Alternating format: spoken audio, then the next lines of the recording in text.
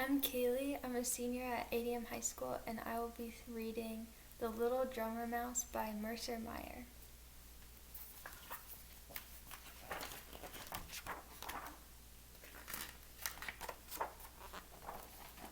The Little Drummer Mouse.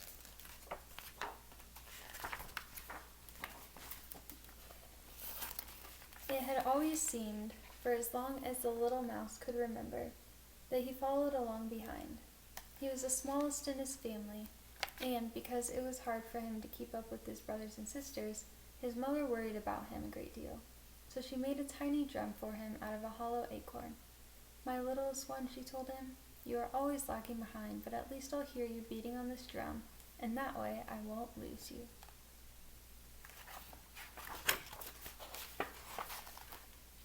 The little drummer mouse, as he came to be called, loved playing on his acorn drum and carried it with him everywhere, but his big brothers and sisters often teased him. "Parum, parum, parumpity pum, all you can do is beat your drum," they would chant.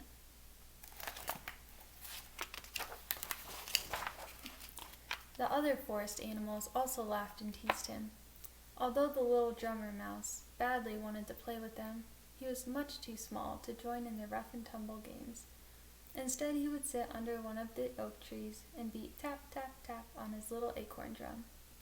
"What's all that noise?" asked a young squirrel. "Don't you know you're supposed to eat acorns? My mother told me not to play with my food." "Go play your drum to the stars, at least you won't bother them," added a rabbit.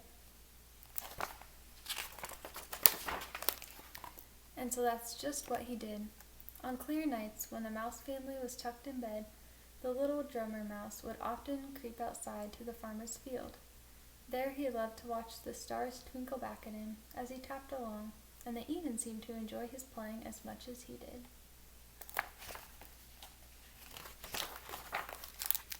Then one day in autumn, the raven returned to the forest and called to the other animals to gather around. He had astonishing news, for he had heard that the greatest king of all was soon to be born among men. By winter time, the royal family would pass right through this very forest on their way to the town where the baby king would be born. The excitement in the crowd was so great that the little drummer mouse gave a quick drum roll without even thinking. An old grumpy otter frowned and shushed him. "We should do something to welcome them," a deer called out, and everyone murmured in agreement. "You're right," said the wise owl. "We should make the forest beautiful for their journey and offer gifts to the royal baby." Everyone said that this made perfect sense, and for weeks they cleaned and decorated the wild forest. Many of the animals brought wonderful gifts for the baby as well.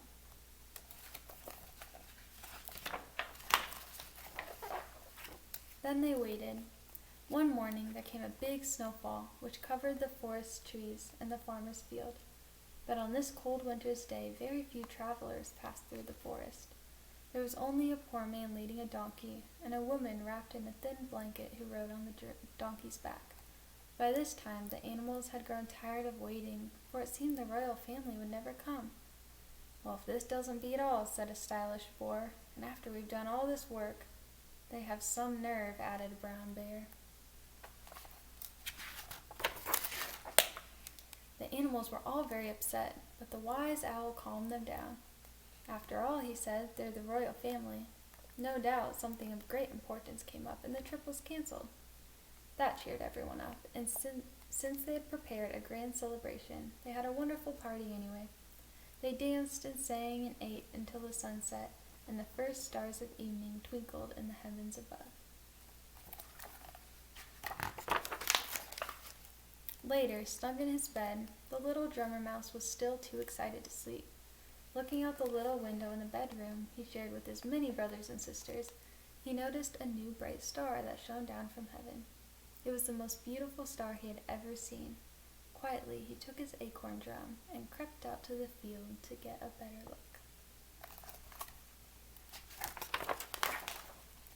He was so intent on watching the star that he didn't notice 3 tall figures crossing the field in his direction. "Young mouse," said a sudden deep voice, "we are looking for a stable. Is there one nearby?" The little mouse turned and trembled with fear at the 3 men who towered over him. Who are you?" stammered the little mouse. The one in blue spoke. We are 3 kings from far away, seeking a child born in a stable beneath the star. This child will be a great king, even greater than us." "But how can that be?" asked the little drummer mouse, being very brave. "Kings aren't born in stables." "This one was," said the tallest king. "Now, will you tell us if there is a stable nearby?" The little mouse pointed the way. The 3 kings thanked him, and he watched as they walked away, followed by the strangest animals he had ever seen. Upon their backs were large humps, and upon the humps were chests of treasure. "I wish I could see the baby king," thought the little drummer mouse. "Perhaps I will just peek, and no one will notice me since I am so small." Pulling his courage together, the little mouse set off after the 3 kings. The stable was not much more than a shed, but it was warm. As the little drummer mouse squeezed through a crack in the wall, he saw a crowd of farmers and shepherds. He watched as each person stepped forward to lay something shabby and simple before a manger. Over the manger stood the men and women who had passed through the forest the day before. Then the 3 tall kings came forward to give their rich and beautiful gifts. There was gold and silver and perfumes that smelled wonderful. "So it is true," thought the little mouse. "He must indeed be a great king. I'd better be going. After all, I haven't been invited, and I have nothing to give." He tried to creep back out through the crack, but a shepherd's foot was blocking the way. The shepherds began to play a tune on their harps and flutes. The sound was so lovely that the little drummer mouse began to tap along on his acorn drum. He became lost in the magic of the song and didn't notice when the other musicians fell silent. The baby had awakened, and the young mother lifted him from the manger.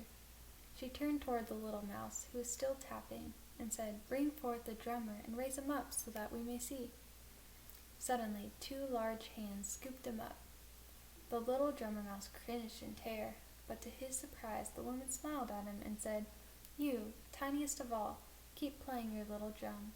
The baby seems to like that sound the best."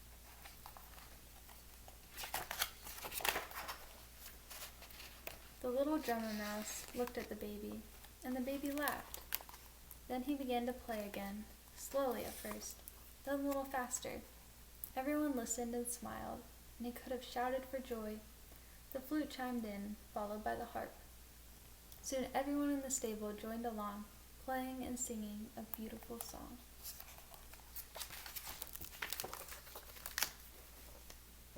For the first time ever, the little drummer mouse with his little acorn drum wasn't being teased or following along behind.